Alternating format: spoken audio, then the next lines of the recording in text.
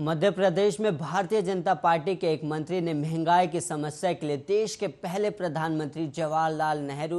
और 15 अगस्त 1947 को लाल किले से दिए उनके भाषण को जिम्मेदार बताया है। उन्होंने कहा कि महंगाई की समस्या एक या दो दिन में पैदा नहीं हुई है और अर्थव्यवस्था 15 अगस्त 1947 से को ले लाल किले से जवाहरलाल नेहरू के भाषण की गलतियों के साथ नीचे जाने लगी। शिवराज सिंह चौहान की सरकार में चिकित्सा शिक्षा मंत्री विश्वास सारंग कांग्रेस की ओर से महंगाई और दूसरे मुद्दों पर किए गए प्रदर्शन को लेकर प्रतिक्रिया दे रहे थे। भोपाल में पत्रकारों से बात करते हुए सारंग ने कहा, आज़ादी के बाद अर्थव्यवस्था को पंगु बनाकर महंगाई बढ़ाने का श्रेय यदि किसी को जाता है तो वह नेहरू परिवार। बीजेपी नेता ने कहा कि महंगाई एक या दो दिन में नहीं बढ़ती, अर्थव्यवस्था की नींव एक या दो दिन में नहीं पड़ती है। देश की अर्थव्यवस्था 15 अगस्त 1947 को लाल किले से जवाहरलाल नेहरू के द्वारा दिए गए भाषण की गलतियों की वजह से बिगड़ने लगी और उन्होंने कहा कि दूसरी तरफ मोदी सरकार ने पिछले 7 सालों में अर्थव्यवस्था को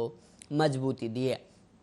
और वहीं सारंग ने आगे कहा कि बीजेपी सरकार ने गरीबों के कल्याण और अर्थव्यवस्था में उनकी सहभागिता के लिए योजना लॉन्च की है और उन्होंने ये भी कहा कि कांग्रेस के शासनकाल में अर्थव्यवस्था कुछ उद्योगपतियों के हवाले थी। मंत्री ने दावा किया कि बीजेपी के शासन में महंगाई कम है और लोगों की आमदनी बढ़ गई। उन्होंने आगे कहा कि कांग्रेस के कार्यकर्ताओं को 10 जनपद के सामने प्रदर्शन करना चाहिए और वहीं आपको सुनाते हैं कि क्या कुछ कहा मंत्री ने। अब मुझे आश्चर्य होता है, सही मायने में कांग्रेस यदि महंगाई और इस देश की अर्थव्यवस्था को लेकर विरोध प्रदर्शन करना ही चाहती है तो उन्हें 10 जनपद के बाहर करना चाहिए, क्योंकि इस देश की आज़ादी के बाद अर्थव्यवस्था को कुठाराघात करके महंगाई बढ़ाने का श्रेय किसी को जाता है तो वो नेहरू परिवार को जाता है। महंगाई एक दो दिन में नहीं बढ़ती, अर्थव्यवस्थाओं की नींव एक दो दिन में नहीं रखी जाती। 15 अगस्त 1947 को लाल किले की प्राचीर से जवाहरलाल नेहरू जी ने जो भाषण दिया था, उसी भाषण की गलती के कारण इस देश की अर्थव्यवस्था बिगड़ी है। हमारी सरकार ने, नरेंद्र मोदी जी ने तो पिछले 6-7 सालों में इस देश की अर्थव्यवस्था को सुदृढ़ किया है। इस देश की अर्थव्यवस्था में जनधन योजना के माध्यम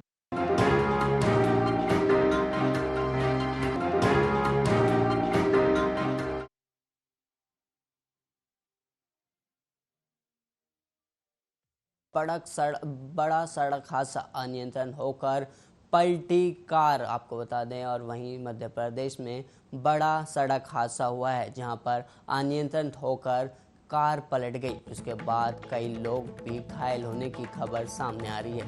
उस वक्त की बड़ी और अहम खबर जहां पर मध्य प्रदेश में हुआ बड़ा सड़क हादसा, अनियंत्रण होकर पलटी बस और इसमें करीब 10 से अधिक लोग घायल और 3 की हालत गंभीर बताई जा रही है। इस वक्त की बड़ी और अहम खबर जहां पर एक बड़ा सड़क हादसा हुआ है जिसमें 10 से अधिक लोग घायल हुए हैं और इसमें 3 लोगों की हालत गंभीर बताई जा रही है। इंदौर से जबलपुर जा रही थी स्लीपर कोच बस, जिसके बाद बस पलटने से बड़ा सड़क हादसा हुआ है और सूचना मिलने पर पुलिस बल मौके पर तैनात है। और आपको बता दें इस वक्त की बड़ी और अहम खबर जहां पर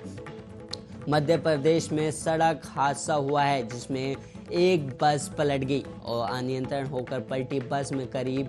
10 लोग गंभीर रूप से घायल हो गए और इसमें 3 लोगों की हालत नाजुक बताई जा रही है।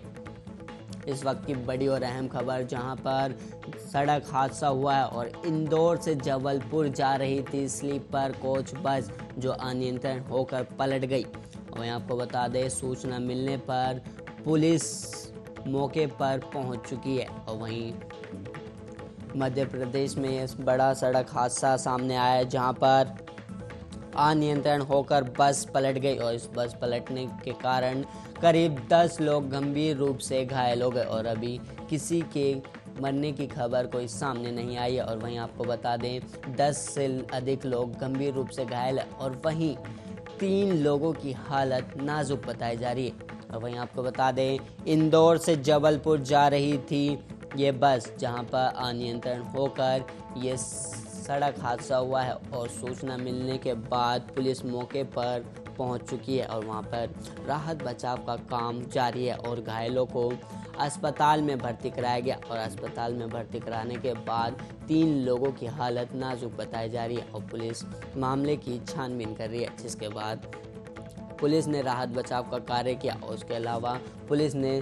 बस नियंत्रण होकर गिरी उसमें से घायल लोगों को निकाला और घायल लोगों को निकालने के बाद उन्हें अस्पताल में भर्ती कराया गया है और वहीं पुलिस मौके पर तैनात है।